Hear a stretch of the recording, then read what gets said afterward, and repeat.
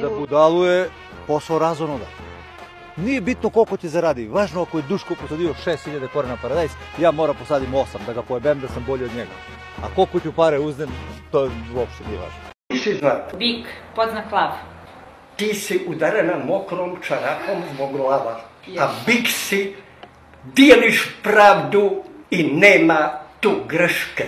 Ja sam škorpija, a moj podznak je mnogo nezgodan i posran. A to je? Neću da kažem, ali reći ću.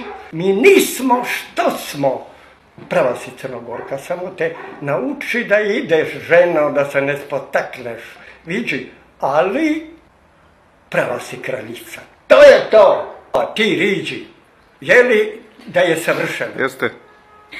Ti treba da stvoriš kupleraj. Tako je. Je povodom kombija. Nemoj, Stefane.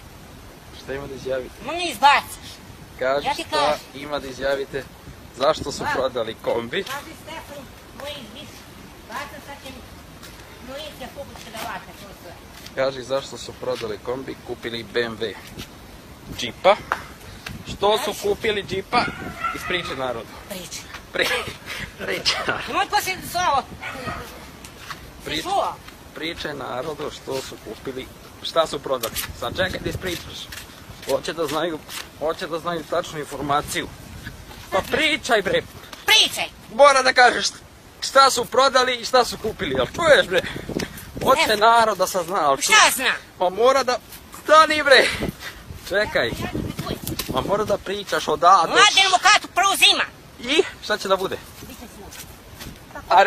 A republička milicija? I milicija. I ko dolazi još? A komandir? Pričaj bre. Pričaj. Pa pričaj! A komandir ali dolazi? Stoj! Mora da kažeš bre šta će da bude bre. I tebe ti kazuj. Ali čuješ bre? Čekaj. A mora da pričaš da će da dođe onaj iz Brusa. Pričaj bre. A dolazi onaj iz Brusa ili da dolazi? Mićo!